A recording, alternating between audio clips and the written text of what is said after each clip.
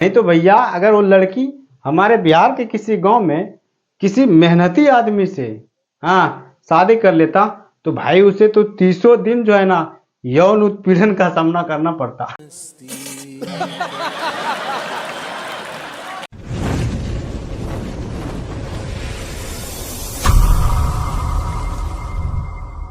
नमस्कार भाइयों एवं बहनों, दोस्तों आज हम लेकर जो घटना आए हैं वह बहुत ही अविश्वसनीय है और यह घटना है सुसाइड अटेम्प्ट अतुल मुकेश की। अबे जल्दी बोल, कल सुबह पनवेल निकलना है। और यह खबर जो है चारों तरफ गर्मा गया है। यह सोशल मीडिया हो या फिर हो राष्ट्रीय मीडिया, हर जगह यही छाया हुआ है। तो भैया हम इसको इस तरह जोड़ते हैं, क्या आपने कभी रियलिटी शो देखा है? शो कई प्रकार के होते हैं, रियलिटी शो, और एक होता है रिकॉर्डेड शो, और ये होता है एडिटिंग शो, मतलब एडिट किया हुआ शो। जो हम फिल्म देखते हैं वह एडिट किया हुआ फिल्म है, उसे एक घूसा थोड़ा मारा जाता है लेकिन दिखाया बहुत बड़ा जाता है, तो एडिट किया हुआ शो है। एक होता है रियलिटी शो। रियलिटी शो वो है जो हमें रियल में दिखाया जाता है। जैसे मान लीजिए क्रिकेट, वो लाइव देखते हैं, वो लाइव स्ट्रीम है।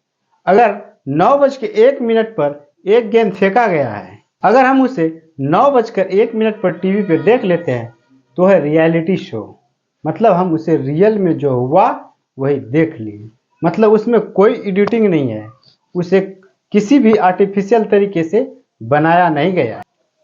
तो हम रियलिटी शो की तर्ज पर अगर हम इस केस को जोड़ें तो कैसा रहेगा। लेकिन एक होता है रिकॉर्डेड शो और वो होता है फिल्म। नहीं, फिल्म में तो बहुत प्रकार एडिट किया जाता है, लेकिन सोच सकते हैं एक जो फिल्म बनती है तो वो फिल्म की शुरुआत कहाँ से होती है?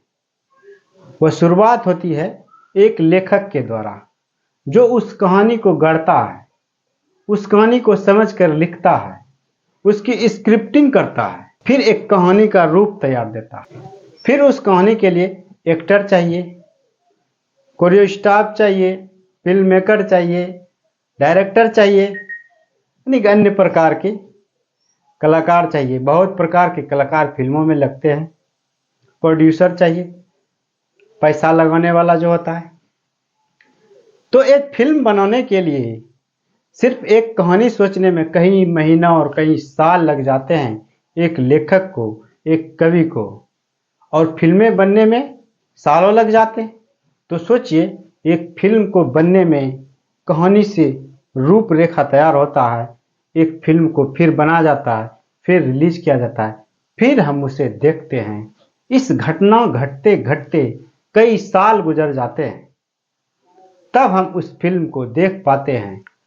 और यह फिल्म शुरू होता है एक सोच से, और वो सोच वो कवि गढ़ता है। ये बड़ी अच्छी बात कही आप।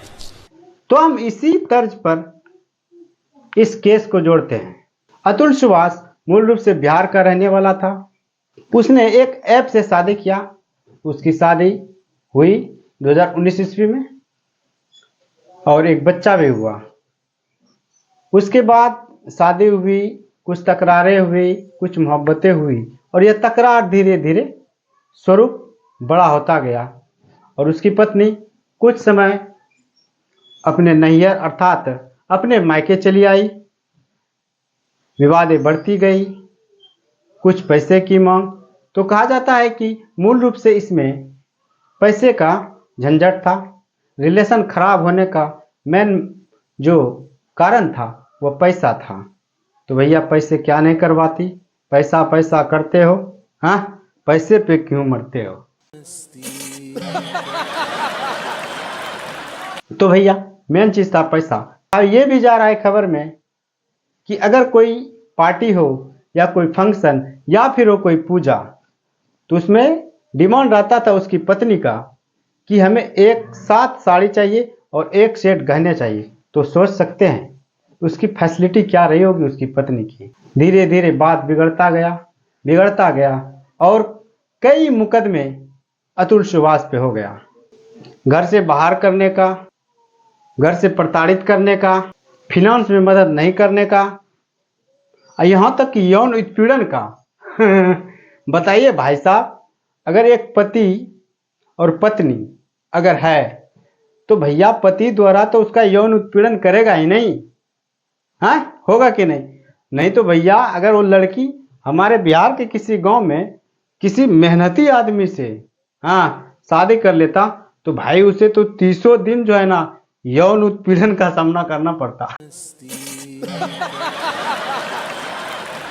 तो सोच सकते हैं कैसी घिनौनी उस पे मुकदमे हुए हैं, कई प्रकार के मुकदमे हुए। और यह मुकदमा जो है यूपी में हुआ।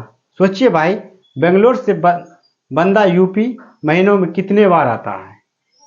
तो एक परेशानी ये उसको लगा कि भैया हम केस को यहीं ला लें। जज साहब से कई रिक्वेस्ट किए, पुलिस प्रशासन से कई रिक्वेस्ट हुए, लेकिन उसका बात नहीं माना गया। उसे बार बार जो कि बेंगलोर से यूपी आना पड़ता था। वो परेशान था। उसकी पत्नी ने अपने बच्चों के लिए 40,000 महीने का फिनांस मांगा। उसके लिए उसका पति तैयार हो गया।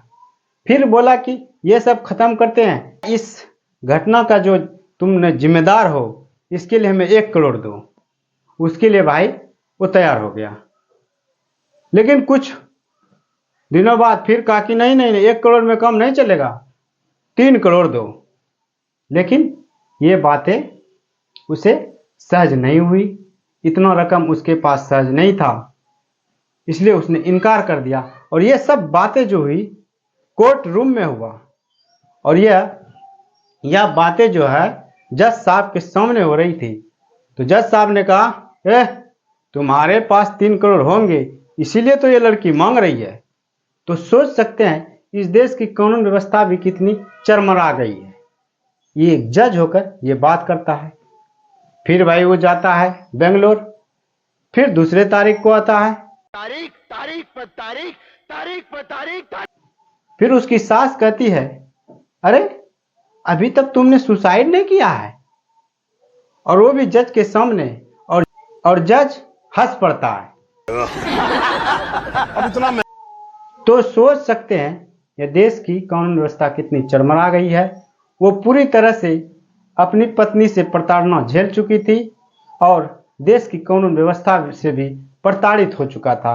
इसीलिए उसने सुसाइड को ही अपना एक रास्ता चुना। और उसने यह कह दिया कि अगर इस केस में हमारी जीत होती है तो हमारी अस्थि को गंगा में बहाना, नहीं तो इसी कोर्ट के आगे किसी गटर में बहा देना। तो सोच सकते हैं उसकी परेशानियां क्या थी। उस 90 मिनट का वीडियो और 24 पेज का वो लेटर, यह फिल्म कितने दिनों से चल रहा था। इसलिए हमने पहले फिल्म का जिक्र किया था कि एक कवि को सालों लग जाते हैं एक कहानी बुनने में। तो सोचिए यह 90 मिनट का जो वीडियो था, यह कहानी बुनने में उसे कितने दिन का प्रताड़ना झेलना पड़ा होगा।